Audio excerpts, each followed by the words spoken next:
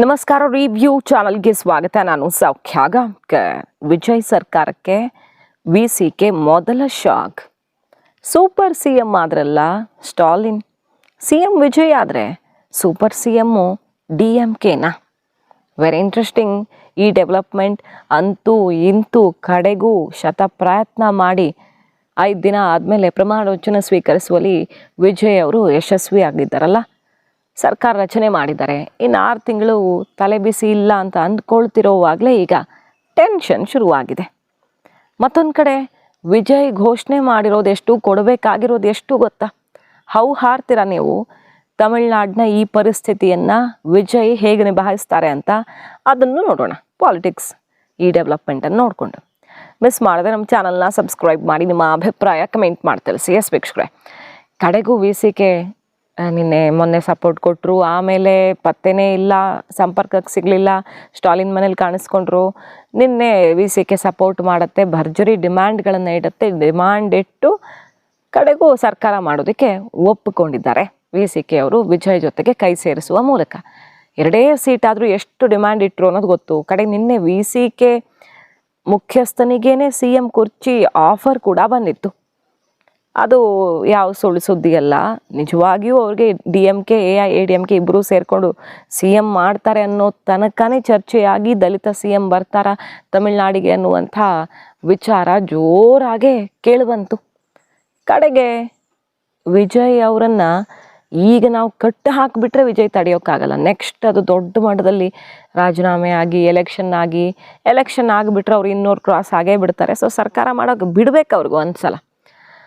6 ತಿಂಗಳನೋ 7 ತಿಂಗಳನೋ ಒಟ್ಟಿನಲ್ಲಿ ಒಂದ್ಸಲ ಸರ್ಕಾರ ಮಾಡಬೇಕು, ಎಕ್ಸ್ಪೋಸ್ ಆಗಬೇಕು, ಆಮೇಲೆ ಏನು ಬೇಕಾದರೂ ಆಗಬಹುದು ಅನ್ನೋ ರೀತಿ ಸ್ಟಾಲಿನ್ ಮಾಡಿದ ಪ್ಲ್ಯಾನ್ ಈಗ ರಿವೀಲ್ ಆಗ್ತಾ ಇದೆ ನೋಡಿ. ವಿಸಿಕೆ ಮುಖ್ಯಸ್ಥರ ಮಾತಲ್ಲೇ ಕೇಳಿಸ್ಕೊಳ್ಳಿ ಏನಂತ ಹೇಳ್ತಾರೆ ಅವರು ಓಪನ್ ಆಗಿ. ಎಂಥ ಮೆಸೇಜ್ ನೋಡಿ. ಸ್ಟಾಲಿನ್ ಅವ್ರನ್ನ ಭೇಟಿಯಾಗಿ ಬಂದೆ. ಸ್ಟಾಲಿನ್ ನಮಗೆ ಸರ್ಕಾರಕ್ಕೆ ಸಾಥ್ ಕೊಡಿ ಅಂತ ಒಪ್ಪಿಗೆ ಕೊಟ್ಟ ಮೇಲೆ ಬಂದು ವಿಜಯ್ ಅವ್ರಿಗೆ ಈ ರೀತಿ ಸಪೋರ್ಟ್ ಮಾಡಿರೋ ಬಗ್ಗೆ ನೇರ ಕ್ಯಾಮ್ರಾ ಮುಂದೆ ಹೇಳ್ತಾರೆ. ಸೊ ಈ ಸರ್ಕಾರ ರಚನೆಗೆ ಸ್ಟಾಲಿನ್ ಮುದ್ರೆ ಒತ್ತದ ಮೇಲೆ ವಿಸಿಕೆ ಬಂದು ಜಾಯ್ನ್ ಆಗಿರೋದು ಅನ್ನೋದನ್ನು ಸ್ಪಷ್ಟವಾಗಿ ಅರ್ಥ ಮಾಡ್ಕೊಳ್ಬಹುದು. ತಮಿಳ್ನಾಡು ಪಾಲಿಟಿಕ್ಸ್ಗೆ ಸಂಬಂಧಪಟ್ಟಂತೆ ಇದೇ ಒಂದು ಮೇಜರ್ ಡೆವಲಪ್ಮೆಂಟ್. ಪ್ರಮಾಣ ವಚನ ಆಯಿತು, ನಂಬರ್ ಸಿಕ್ತು ಅನ್ನೋದಕ್ಕಿಂತ ಇಂಪಾರ್ಟೆಂಟ್ ಆಗಿ ತಮಗೆ ಬೇಕಾದ ಕಂಡೀಷನ್ನೆಲ್ಲ ಹಾಕಿ ಈಗ ವಿಸಿಕೆ ಸ್ಟಾಲಿನ್ ಒಪ್ಪಿಗೆಯೊಂದಿಗೆ TVK ಸರ್ಕಾರ ಮಾಡ್ತಾ ಇದೆ. Left party leaders have met our honorable CM, Sri M.K. Stalin. We explained our decision. He said, okay, go ahead, like that.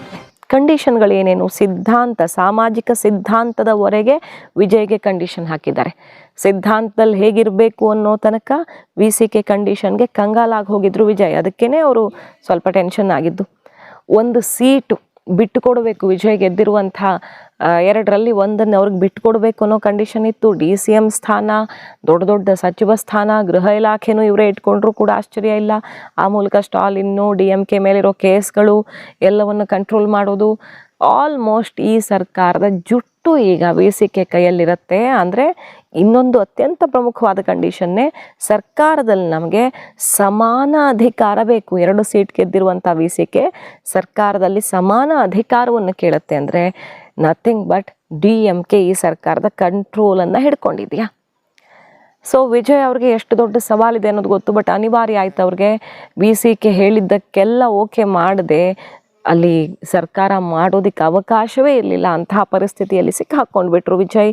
ಈಗ ಒಪ್ಪಿಕೊಂಡು ಮಾಡ್ತಾ ಇದ್ದಾರೆ. ಯಾವ್ಯಾವ ಕಂಡೀಷನ್ ನೆರವೇರಿಸ್ತಾರೆ, ಯಾವ್ಯಾವ ಕಂಡೀಷನ್ನಲ್ಲಿ ಏನೇನು ಬದಲಾವಣೆಗಳಾಗಿವೆ ಎಲ್ಲ ಮುಂದಿನ ದಿನಗಳಲ್ಲಿ ಗೊತ್ತಾಗುತ್ತೆ. ಸ್ಟಾಲಿನ್ ವಿಜಯ್ ನಾವು ಮುಗಿಸಿದ್ರೆ ನಮಗೆ ಕೆಟ್ಟ ಹೆಸರು, ಅವರಾಗೇ ಎಕ್ಸ್ಪೋಸ್ ಆಗಬೇಕು, ಸರ್ಕಾರ ಬಂದು ನಡೆಸೋದಕ್ಕಾಗದೆ ಕೊಲಾಪ್ಸ್ ಆಗಬೇಕು ಅನ್ನೋ ರೀತಿಯಲ್ಲಿ ತನ್ನ ಆಪ್ತರನ್ನು, ಎಷ್ಟರ ಮಟ್ಟಿಗೆ ಆಪ್ತರು ವಿಸಿಕೆ ಅಂದರೆ ಕಡೆ ಕ್ಷಣದವರೆಗೂ ವಿಸಿಕೆ ಹೋಗಿ ಕೂತಿದ್ದು ಸ್ಟಾಲಿನ್ ಮನೆಯಲ್ಲಿ. ಸರ್ಕಾರ ರಚನೆ ಮಾಡೋ ಮುಂಚಿನ ದಿನದ ತನಕ DMK ಇನ್ಸ್ಟ್ರಕ್ಷನನ್ನು ಫಾಲೋ ಮಾಡಿರುವ ಮತ್ತು ಅದನ್ನು ಓಪನ್ ಆಗಿ ಕ್ಯಾಮ್ರಾ ಮುಂದೆನೂ ಹೇಳಿರುವಂಥ ವಿಸಿಕೆ ಈಗ TVK ಸರ್ಕಾರದ ಜುಟ್ಟನ್ನು ಹಿಡ್ಕೊಂಡಿದೆ ಅನ್ನೋದೇ ತಮಿಳ್ನಾಡಿನ ಅಸಲಿ ವಾಸ್ತವ ಇವತ್ತು ಪರಿಸ್ಥಿತಿ. ಇದರ ನಡುವೆ ಎಷ್ಟು ಗ್ಯಾರಂಟಿ ಕೊಡಬೇಕು ಗೊತ್ತಾ? ಸರ್ಕಾರದ ದುಡ್ಡು ಅಂದರೆ ರಾಜ್ಯದ ಜನರ ಟ್ಯಾಕ್ಸ್ ದುಡ್ಡು ಹೆಂಗೆಲ್ಲ ಖರ್ಚು ಮಾಡಬೇಕೀಗ ವಿಜಯ್ ನೋಡಿ. 70,000 ಕೋಟಿ ಹಣವನ್ನು ವಿಜಯ್ ಗ್ಯಾರಂಟಿಗೆ ಎತ್ತಿಡಬೇಕಾಗತ್ತೆ. ಈಗ ಕರ್ನಾಟಕದಲ್ಲಿ 50,000 ಕೋಟಿ ನಿಭಾಯಿಸೋಕ್ಕಾಗಲಿಲ್ಲ. ಅದರಲ್ಲಿ ಕಟ್ ಮಾಡಿದ್ರೆ ಆಮೇಲೆ ಅಲ್ಲಿ ಇಲ್ಲಿ ಯುವ ನಿಧಿ ಅದು ಇದು ಅಂದ್ಕೊಂಡು ಆಮೇಲೆ ತಿಂಗಳಿಗೆ ಏನು ಬರಲ್ಲ, ಅದು ಯಾವತ್ತೋ ಬರುತ್ತೆ, 2 ತಿಂಗಳದ್ದು 5 ತಿಂಗಳದ್ದು ಅದಂತೆ ಇದಂತೆ ಅಂದ್ಕೊಂಡು ಒಂದೊಂದು ಸ್ಕಿಪ್ ಆಗುತ್ತೆ, ಒಂದೊಂದು ಬರಲ್ಲ, ಡಿಲೇ ಆಗುತ್ತೆ. ಅಭಿವೃದ್ಧಿ ಕಾಂಪ್ರಮೈಸ್ ಆಗಿದೆ ಗ್ಯಾರಂಟಿಯಿಂದ ಅಂತ ಶಾಸಕರೇ ಒಪ್ಕೊಂಡಿದ್ದಾರೆ, ಸಚಿವರುಗಳು ಓಪನ್ ಆಗಿ ಹೇಳಿದ್ದಾರೆ. ಫಂಡ್ ಸಿಗ್ತಿಲ್ಲ, ಸೊ ಅಭಿವೃದ್ಧಿ ಕಾಂಪ್ರಮೈಸ್ ಆಗಿರೋದು ಕರ್ನಾಟಕದಲ್ಲಿ ಕಾಂಗ್ರೆಸ್ನವರೇ ಹೇಳಿದ್ದಾರೆ. ಇದು ಅದಕ್ಕಿಂತ ಭಯಂಕರ ದೊಡ್ಡದು. 70,000 ಕೋಟಿ ಬೇಕು TVK ಗ್ಯಾರಂಟಿಗೆ. ನೋಡಿ, ತಮಿಳುನಾಡಿನ ಒಟ್ಟು ಸಾಲ 10 ಲಕ್ಷ ಕೋಟಿ ಇದೆ. ದೊಡ್ಡ ಹೊರೆಯನ್ನು ಹೊತ್ತುಕೊಂಡಿದೆ ತಮಿಳುನಾಡು. ಬಜೆಟ್ ಗಾತ್ರ 3.89 ಲಕ್ಷ ಕೋಟಿ ಇದೆ. ಫ್ರೀ ಬಸ್ ಕೊಡೋದಕ್ಕೆ, ಈಗೆಲ್ಲ ಫ್ರೀ ಬಸ್ ಕೊಡ್ತಿದ್ದಾರಲ್ಲ, 13,000 ಕೋಟಿ ಉಚಿತವಾಗಿ ಬಸ್ ಪ್ರಯಾಣಕ್ಕೆ ಕೊಡಬೇಕಾಗತ್ತೆ. 32,000 ಕೋಟಿ 200 ಯೂನಿಟ್ ಫ್ರೀ ವಿದ್ಯುತ್ ಎಲ್ಲರಿಗೂ, ಅದಕ್ಕೆ ಕೊಡಬೇಕಾಗತ್ತೆ. 14.28 ಕೋಟಿ ಸಿಲಿಂಡರ್, 6 ಸಿಲಿಂಡರ್ ಫ್ರೀಯಾಗಿ ಕೊಡ್ತಾರೆ ವರ್ಷಕ್ಕೆ, ಅದಕ್ಕೆ ಕೊಡಬೇಕಾಗತ್ತೆ 14,500 ಕೋಟಿ. ಪ್ರತಿ ವರ್ಷ ಹುಟ್ಟೋ ಮಕ್ಕಳ ಸಂಖ್ಯೆಯಲ್ಲಿ 9 ಲಕ್ಷ ಇದೆ. ಪ್ರತಿ ಹುಟ್ಟಿರೋ ಮಗುಗೂ ಚಿನ್ನದ ರಿಂಗು ಮತ್ತು ವಸ್ತ್ರ ಏನೇನು ಬೇಕೋ ಎಲ್ಲ ಕಳಿಸ್ಕೊಡ್ತಾರೆ. ಅದಕ್ಕೆ 2,700 ಕೋಟಿ ಎತ್ತಿಡಬೇಕು. ತಾಳಿ ಭಾಗ್ಯ, ಚಿನ್ನ ಕೊಟ್ಟು ರೇಷ್ಮೆ ಸೀರೆ ಕೊಡ್ತಾರೆ, ಅದಕ್ಕೆ 6,000 ಕೋಟಿ ಎತ್ತಿಡಬೇಕು. ಒಂದು ಮದುವೆ ಆದರೆ ವಿಜಯ್ಗೆ 1.2 ಲಕ್ಷ, 1,20,000 ಕೊಡಬೇಕಾಗುತ್ತೆ. ಪ್ರತಿ ಮದುವೆಗೆ ಇವರು ಗಿಫ್ಟ್ ಕೊಡ್ತಾರೆ ಅಣ್ಣನಾಗಿ. 29 ವರ್ಷ ಮೇಲ್ಪಟ್ಟ ಪದವೀಧರರಿಗೆ, ನಿರುದ್ಯೋಗಿಗಳಿಗೆ ಮಾಸಿಕ 4,000 ರೂಪಾಯಿ ದುಡ್ಡು ಕೊಡಬೇಕು. ನವಜಾತ ಶಿಶುಗಳಿಗೆ ಕೊಡುವಂಥ ಕೊಡುಗೆ ಕೂಡ ಒಂದು ದೊಡ್ಡ ಇದೇ ಆಗುತ್ತೆ. ಆಮೇಲೆ ವಿಮೆ, ಆರೋಗ್ಯ ವಿಮೆ ಎಲ್ಲ ಈಗ ನಾನು ಹೇಳಿದ್ದು ಬಿಟ್ಟು ಬಹಳ ದೊಡ್ಡ ಕೊಡುಗೆಗಳನ್ನು ಘೋಷಣೆ ಮಾಡಿದ್ದಾರೆ. ಒಂದು ಲಿಸ್ಟನ್ನು ನಾನು ನಿಮ್ಮ ಮುಂದೆ ಇಟ್ಟಿದ್ದೀನಿ. ಇಂತಹ ಇನ್ನೂ 10 ಭರವಸೆಗಳಿವೆ ಹೆಣ್ಮಕ್ಳಿಗೆ, ಯುವಕರಿಗೆ ಮತ್ತು ಆರೋಗ್ಯಕ್ಕಾಗಿ ಎಲ್ಲ ದೊಡ್ಡ ದೊಡ್ಡ ಘೋಷಣೆಗಳಿವೆ. பெண்கள் பாதுகாப்பு ரொம்ப ஸ்ட்ரிக்டா வச்சிருப்பேன். போதைப் பொருள் கலாச்சாரம் அதை கண்ட்ரோல் பண்றதுக்கு என்னென்ன ஸ்டெப்ஸ் எடுக்கணும், என்னென்ன முயற்சிகள் எடுக்கணும், இன்னிலிருந்து அதை நான் எடுப்பேன். நம்ம பசங்களை அதுல இருந்து காப்பாற்ற வேண்டியது நம்ம அரசனுடைய பொறுப்பு. அதே மாதிரி சட்டம் ஒழுங்கு எல்லாருக்குமான பாதுகாப்பை நான் உறுதிப்படுத்துவேன். என்ன அவமானப்படுத்துறவங்களாகவே இருந்தாலும், என்ன கஷ்டப்படுத்துறவங்களாகவே இருந்தாலும், அவங்களும் என் மக்கள் தானே. நண்பர்களாக இருந்தாலும் எதிரிகளாக இருந்தாலும் 8 கோடி மக்களும் என் மக்கள் தானே.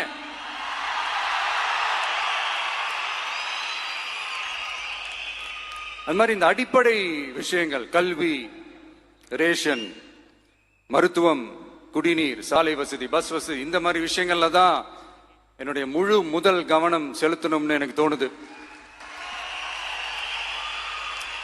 நான் முன்னாடியே சொன்ன மாதிரி மக்கள் பணத்துல இருந்து ஒரு பைசா கூட நான் தொட மாட்டேன். எனக்கு அது அவசியமும் இல்லை. அது உங்களுக்கு நல்லாவே தெரியும். இந்த விஜய் தப்பு பண்ண மாட்டான், தப்பு பண்ணவும் விட மாட்டான். அது யாராக இருந்தாலும் சரி, என்னோட கவர்மெண்ட்ல என் கூடவே இருக்கிறவங்களாகவும் சரி, விட மாட்டான். சப்போஸ் யாருக்காவது அப்படி ஒரு எண்ணம் மனசுல இருந்துச்சுன்னா, நம்ம ஜெயிச்சுட்டோம், ஒரு ஆட்டம் ஆடி பார்க்கலாம் அப்படின்ற எண்ணம் யாருக்காவது இருந்துச்சுன்னா இப்பவே இந்த நிமிஷமே அதை எரேஸ் பண்ணிருங்க.